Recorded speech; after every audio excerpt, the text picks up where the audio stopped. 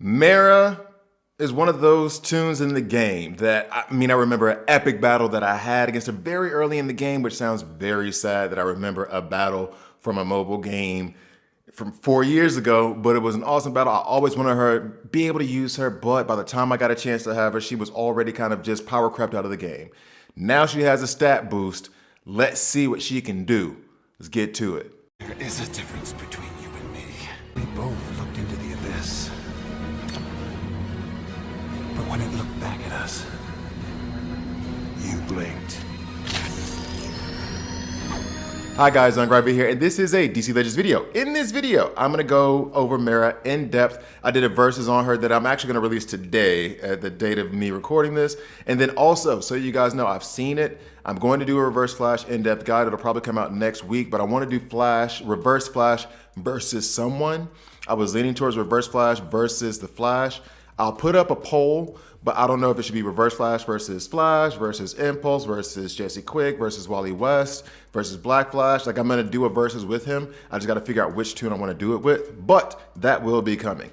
So anyway, getting back to it, I'm gonna go and go into Mera. Now I switched back to her legendary skin. I do have this skin and I liked it at first. I said it in the versus, thing for redheads, but not so sure anymore. And then this one is a little bit too basic. I kind of like this regal royal look. So anyway, hopping into our kit. Hydrokinesis, special damage to an enemy, gain 4 mins, call assist if there are 10 plus mins in Mera's team, which with the way she works, especially if you go against an AoE attacker who hits first, there's going to be 10 plus mins. So then, favor of the sea, light heal, and apply 7 mins to target, apply damage immunity. Now something funny happened, and I don't know, let me go ahead and grab my coffee. Something funny happened when I was using her during the heroic campaign where she didn't use that on herself, and I was actually surprised, but I think it might have been that because she never really got in danger in terms of her health, that the AI was just like, well, you don't need the A2. So it just kept doing A3, A1, A3, A1. Ocean's Fury, heavy special damage to an enemy, 3% increased damage per min on Mera's team, max 60, apply heal immunity and 20% turn meter down for the legendary point. I actually love that legendary point. I think it's pretty freaking awesome. The turn meter down and the heal immunity I like. Her kit just works well. Like, I like her kit a lot. The problem is, and I need to ring these out. I'm going to ring these out as soon as I get all of my gems from that thing that I'm gonna do a video about today, telling you guys how to get a bunch of free gems. Passive ability on ebb and flow. 80% chance to apply 2 mins to team, and that would be 100% chance. If 2 or more allies take damage from a single attack, which is an AoE attack, which this did not proc because did not proc in heroic campaign while I ran her alone because there was never more than 2, so can't proc. Plus 1 min for each extra ally taking damage. So if there's 2, let's say it's an AoE attack, it hits 4, so then you're going to get an extra 2, so that's going to be 4 mins that you get on top.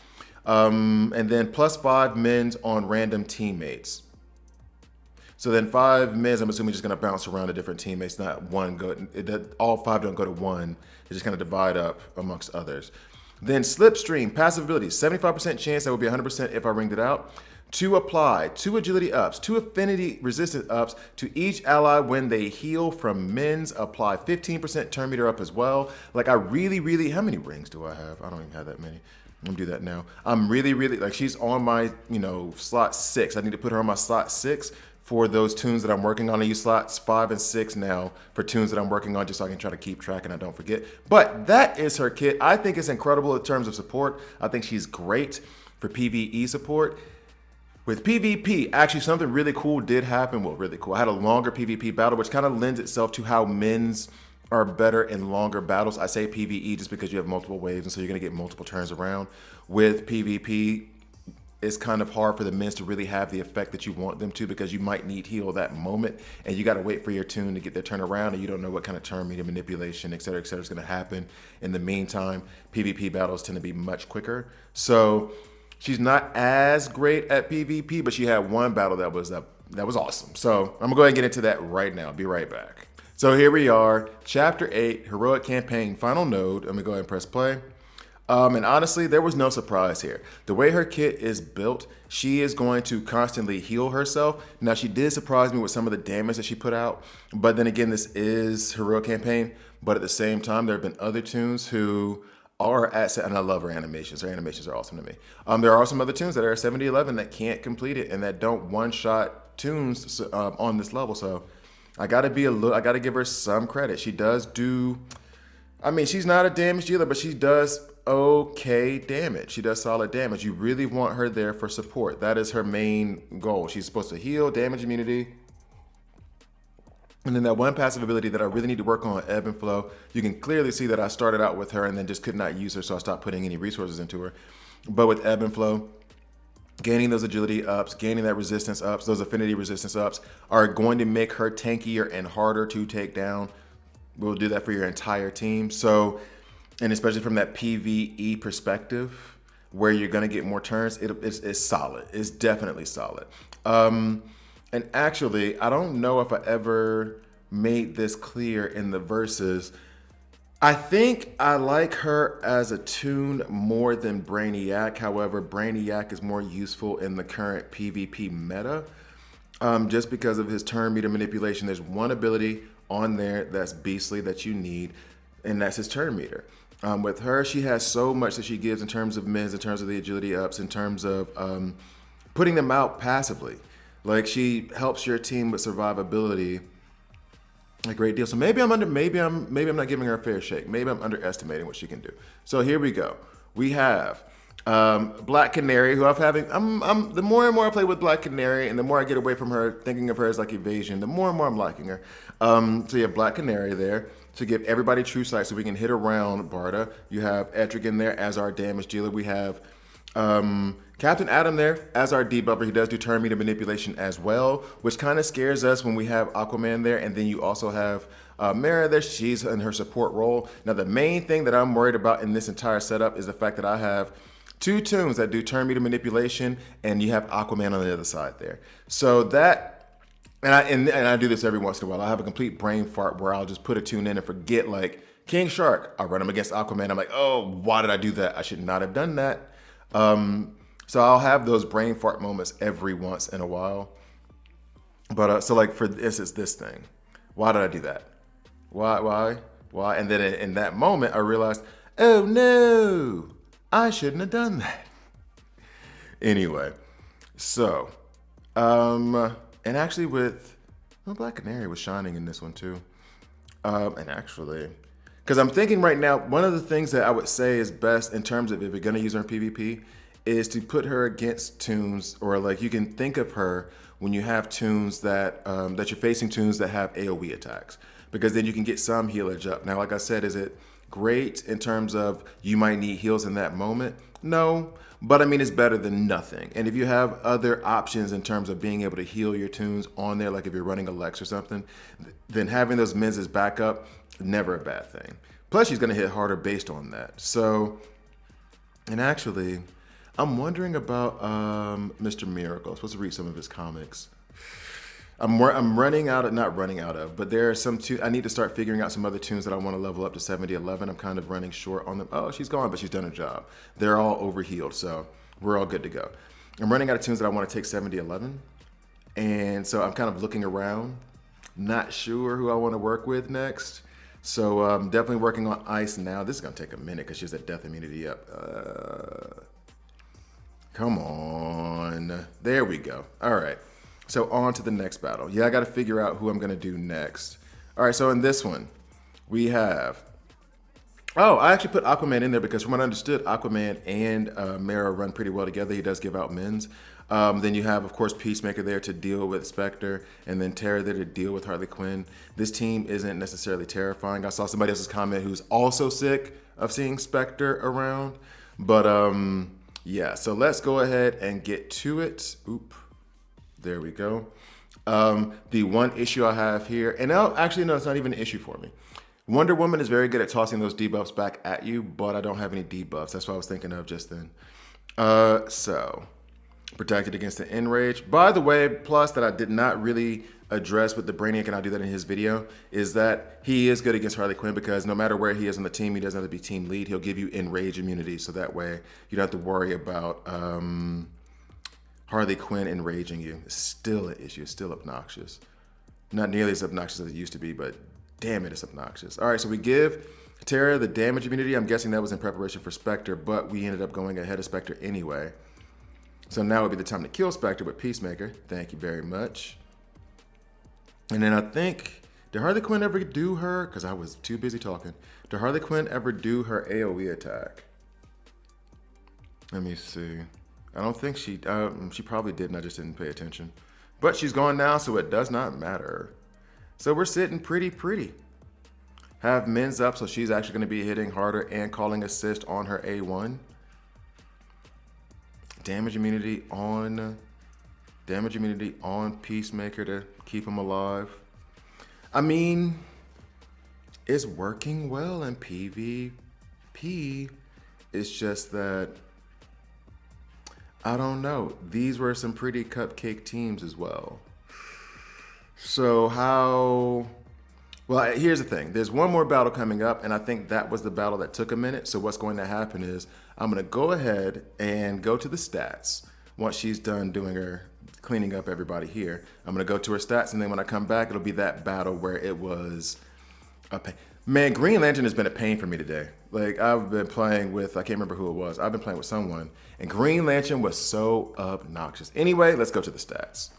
So here are the stats. She's 121st in terms of speed, so lower a half. HP is 110, albeit because she gives herself so many mins and the damage immunity she can give it to herself, she's not nearly as squishy as you would think. She can be squishy though. She can fall relatively quickly. Strength 149, we don't really care because isn't she special damage? She is special damage, right? Yeah. So we don't care about that. We like to see the intelligence at 11 because then that means that she is good against, she's good in terms of defense against special damage tunes, but also, especially since a lot of special damage tunes are energy-based anyway, but then also she hits harder now. Agility, that makes her a little bit tankier against your physical-based damage dealers, but again, like, try to keep her protected or shielded a little bit while she's supporting you. Stamina 85th, right at the middle. And then crit chance is 52, and then her crit value is 55. So 1 and 2 times she's going to, or no, sorry. She's 52nd, 35% crit chance. So 1 in 3 times she's gonna crit. And getting her to crit a little bit more wouldn't be a bad thing. Running her with the Owlman wouldn't be a bad thing to get her to crit more. I think she's pretty good in that sense. Like, her damage is definitely improved. However, again, she is all support. So yeah, she's there to heal mostly for PvE in my view, not PvP, but I have made it work in PvP. Legendary order as suggested by DC Legends Toolkit 21354. I guess I would agree. I have to go back and look. Should I go back and look? Be right back. So Legendary 2. Okay, I like the damage immunity if she's playing support. 1, the call assist on the men's 3. I may take the 3 over the 1. She's gonna give a lot of men's though, and the call assist on the A1 is nice. But I do like being able to manipulate the turn meter and the heal immunity, although it's only 20%, it's only for 1. So I can understand the difference. I can understand putting 1 instead of 3. I would take 3, but I can understand 1.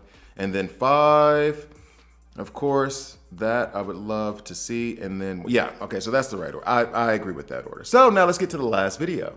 So this one, you have the Dark Knight there, clearly to take care of Superman. I have Riddler there for Flash. I just got sick of running Aquaman. Got sick of it. And then Mera, well, it is her video. Now this battle did go a minute. I'm probably not gonna sit here with the whole battle, but we do like running her against Black Flash because he opens up with his A3, hits us all, and now, also same thing with Cersei, she hits us all. So now, and this one we don't like so much because when Star Sapphire hits us, she actually gives us buff immunity. But we got plenty of mins out there based on the AoE attacks from Cersei and Black Flash. So now it's kind of survive while the men's get their chance to do their thing. Which I thought that would have healed Dark Knight a little bit more. So it's kind of like survive. Oh, wait, they're not going to heal as much because I think the men's might be based on, they might be based on the intelligence of Mera. So maybe they don't work as well when she's got intelligence downs on her. That would be something I have to look into. I'm not 100% sure about that because I would expect those men's to give a little bit more healage than that. But in any case, so it's looking touch and go. It's looking touch and go. But because we're able to, the way the team is set up is kind of tanky enough to survive. So if we can get this to go multiple rounds, then the men's themselves will play their part and do their role and keep us alive, help us survive. Gotta be honest, I was a bit surprised at this one being that difficult. I think I was counting on Dark Knight a little bit too much to take Superman out of the paint. But yeah, how long did this battle go? Okay, so it's headed towards its conclusion, I guess. Halfway there. I do love using the Dark Knight though. And I cannot wait. Let's get Black Flash out of there. God, I want to know like how much HP. It's like 1 HP left. I want to know.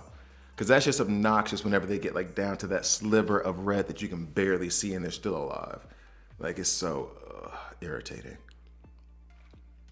All right, so let's get Black Flash up out the paint. There we go.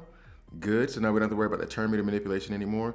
However, the one issue with that is that the men's themselves, it was providing us a service in the sense of when he would do his A3, we would get a bunch of men's from Mera. And now we can't really do that with Star Sapphire because she'll get that buff immunity. But now all of the focus of Superman's angst is towards Nightwing. So we're kind of hiding behind Nightwing, which is the goal, actually. All right. We're healing up Mera a little bit. Superman gone, so we are in the clear. So her men's in that situation, we had 2 AoE attackers who would be a problem. However, she gave the men's. My team was strong enough to survive for quite a few rounds. The men's did their jobs, healed us up, got us to where we were gonna have the opportunity to win. So we kind of like stuck around until it was that time. So thank you guys for watching all the way through. Overall, I think Mera is probably A tier if you're talking about PvE, and they're probably B tier when you're talking about PvP. So I drop these such videos every Monday, Wednesday, Friday. So please like, please subscribe. If you don't like it, subscribe and hit dislike. I'm okay with that as well. Thank you guys for watching all the way through, and I'll see you next time.